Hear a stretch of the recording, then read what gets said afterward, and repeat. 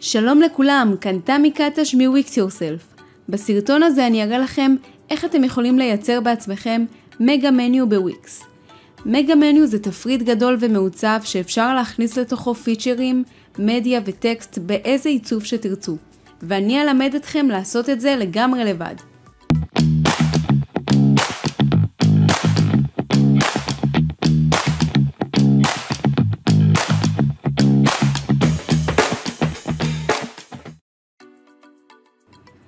אם תהיתם לעצמכם למה בכלל צריך את זה, אז קיבלתי מספר בקשות להעלות מדריך על מגה מניו דווקא מבעלי אתרי חנויות. זה נראה טוב, זה מרשים מאוד, והכי חשוב זה מחירתי. זה מכוון את הלקוח בדיוק למקום שאתם רוצים שהוא ייגש אליו, בזכות התוכן שאפשר להכניס לתוכו ולהבליט את מה שאתם רוצים. אוקיי, אני נמצאת באדיטור של וויקס, וכמו שאתם יכולים לראות, התפריט שלי מורכב מכפתורים ולא מאלמנט של תפריט. את המגה מניו אני בונה על לייטבוקס, ולתוך הלייטבוקס אני יכולה להכניס אלמנטים שונים מהתפריט שיש לי פה. תמונות, וידאו, אודיו, מדיה חברתית, טקסטים וכו', ולעצב בדיוק כמו שאני רוצה. אני יודעת שזה נשמע קצת מסובך, אבל אחרי שתראו את כל המדריך ותיגשו לאדיטור, אתם תראו כמה שזה פשוט. את הכפתורים יצרתי מהכפתורים של וויקס, ושיניתי את השמות לשמות הדפים שלי, וכמובן שהצבתי אותם לפי איך שאני רוצה. הכפתורים שלי נמצאים בעדר של האתר, ככה שהם פועלים ממש כמו תפריט לכל דבר. רואים אותם בכל דף באתר שבו רואים את העדר. אני בוחרת את הכפתור שאני רוצה להתחיל איתו, ואני מתחילה לבנות לו את המגה מניו. אני מושכת לייטבוקס אחד.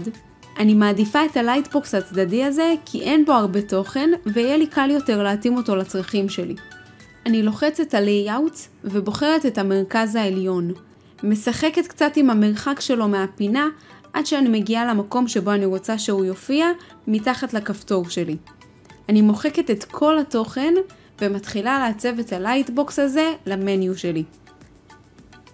אני מסדרת את הרוחב והאורך שאני רוצה, את ה-X אני יכולה לשנות לפי העיצוב שמתאים לי. אני אשנה את הרקע ללבן. אני מוסיפה לתחתית מלבן שייצור לי תיחום, ובהמשך אני אכתוב פה משהו שחשוב לי שהלקוחות שלי ידעו.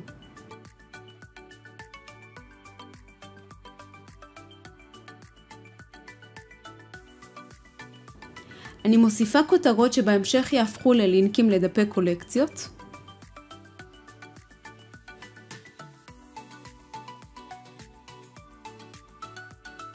אני מוסיפה תמונות שגם הם יהיו לינקים לאותם דפי קולקציות.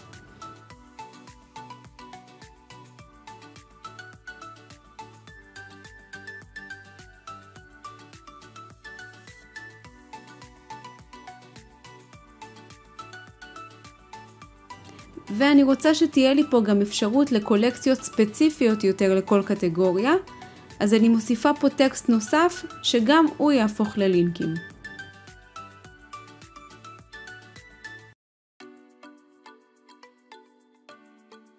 אני מוסיפה את הלינקים לאובייקטים שלי, לצורך הדוגמה אני אוסיף רק לכותרת הזו. אני רוצה להוריד את הקו התחתון שנוצר לי פה. ועכשיו אנחנו מגיעים לאחד משני שלבים קריטיים בתהליך.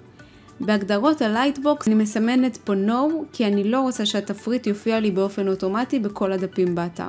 ומומלץ מאוד למי שיש יותר מלייטבוקס אחד באתר לשנות את שם הלייטבוקס כדי שיוכל לזהות לאיזה כפתור הוא שייך. אפשר לבחור את האנימציה שבה אתם רוצים שהתפריט ייכנס לדף, וגם פה אני מורידה את משך ההפעלה של האנימציה כדי שהאתר לא ייראה איטי.